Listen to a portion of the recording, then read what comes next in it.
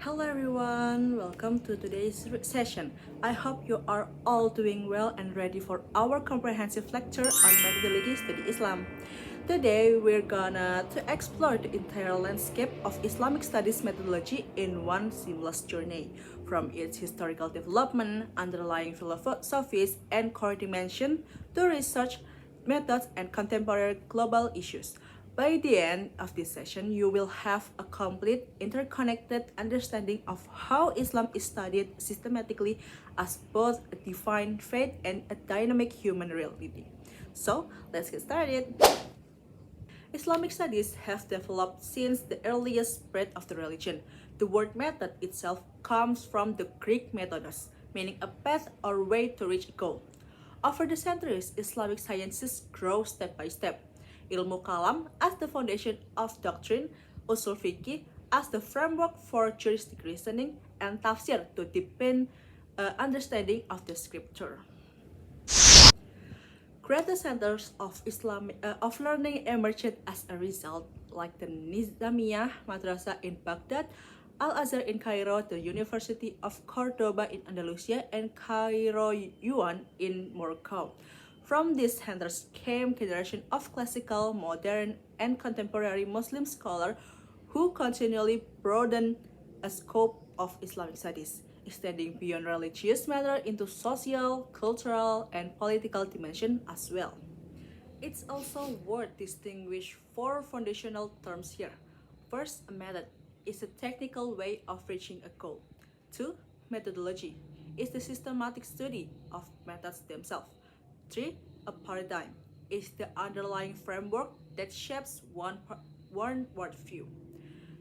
And the last, an approach is the particular angle used to examine a subject. These four concepts form the groundwork before diving deeper into the academic study of Islam. Why do humans need religion at all?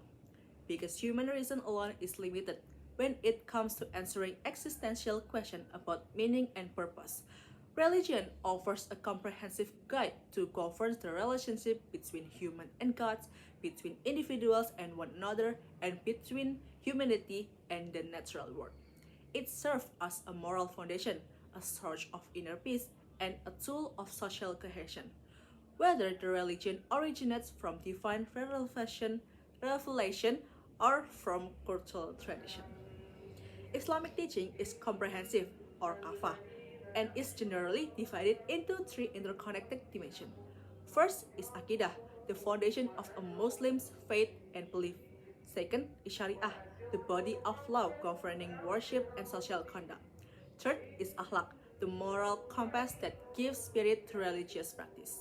These three cannot be separated. Faith without law loses its practical expression. Law without morality can become rigid and hollow. And morality without faith and law loses its direction. Understanding Islam fully means grasping all three dimensions together, never in isolation. Where does Islamic teaching come from? There are four primary sources: the Quran, Hadith, Ijma, and Qiyas, with ijtihad serving as the method for deriving new rulings from this foundation.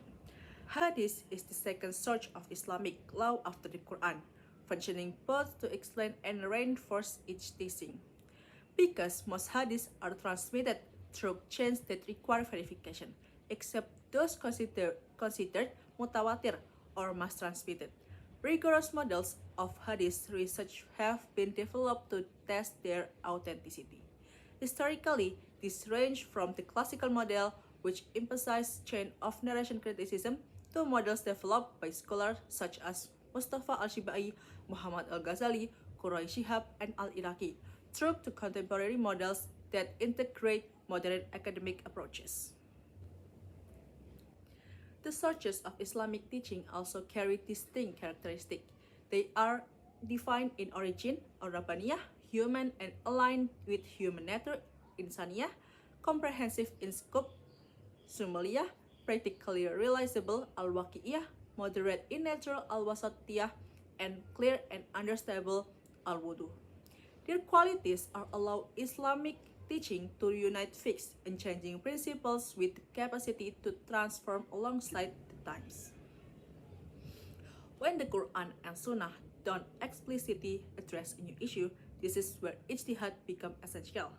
Ijtihad is the earnest scholarly effort to derive and establish Islamic rulings based on available evidence. It demonstrates that Islamic law is dynamic, capable of responding to the challenges of any era, while still remaining anchored to the Quran and Sunnah as its ultimate foundation. There is an important distinction between research on religion itself and research on religious life as practiced in society, even though the two are often conflated. The former engages with the normative theological dimension of the teaching itself, while the latter examines religion as a living social phenomenon. Because religion carries many dimensions like theological, historical, social, and cultural, various research models have emerged: normative theological, historical, sociological, anthropological, phenomenological, and interdisciplinary. This diversity of models allows for a fuller understanding of religion, both as doctrine and as lived practice. Islam is described as rahmatan lil alamin, a mercy for all worlds, a teaching broad enough to apply to all of humanity across all times and places. This is what's known as the universalism of Islam. In practice, however, diverse interpretations have emerged.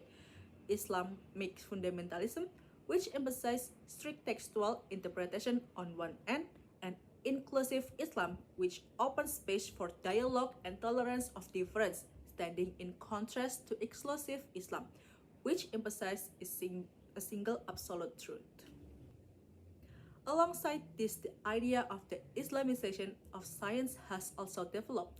An effort to integrate Islamic value into modern scientific knowledge, long regarded as purely secular, as a response to the challenges of globalization that often separate religion from science.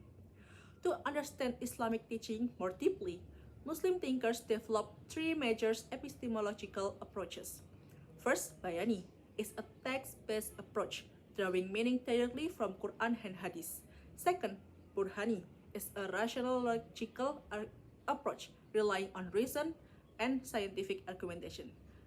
Third, Irfani is an intuitive spiritual approach, emphasizing inner experience and direct realization of truth. These three approaches complement one another in the effort to understand Islam comprehensively, not just textually, but also rationally and spiritually. Islamic studies have not developed uniformly across the globe. In the West, the field grew through the tradition of Orientalism, which, despite frequent criticism for its biases, have opened academic discourse about the Muslim world. Within the Islamic world itself, studies developed through both traditional and modern institutions that continue to adapt, while facing challenges to classical scholarly authority. In Indonesia, meanwhile, Islamic studies grew with a distinct character of its own, blending the pesantren tradition with modern academic development. Comparing these three regions reveals how the methodology of Islam studies is deeply shaped by local geographic, social, and cultural contexts. In the modern era, Muslims face entirely new questions that never existed before: intelligent artificial, digital financial transaction, and shifting patterns of everyday life. Contemporary understanding of Islam have emerged to meet these challenges, applied across a range of fields, from the Islamic economy and finance to education, digital, technology and media, law, and even healthcare. Yet this application comes with its own set of challenges, both internal, such as differing views within the Muslim community itself, and external, such as the pressure of globalization and secularization. This dynamic affirms one central truth: Islam continues to move and adapt, while remaining anchored to its foundational principles. From its historical growth across great centers of learning to its firmly rooted searches to the interconnected dimension of faith, law, and morality, to the Bayani Burhani Irfani approaches and the challenges of the contemporary age, the methodology of Islamic studies teach us one essential lesson. Understanding Islam requires a framework of thinking that is critical, comprehensive, and open scholarly dialogue. This is the essence of a long journey from the past into the present.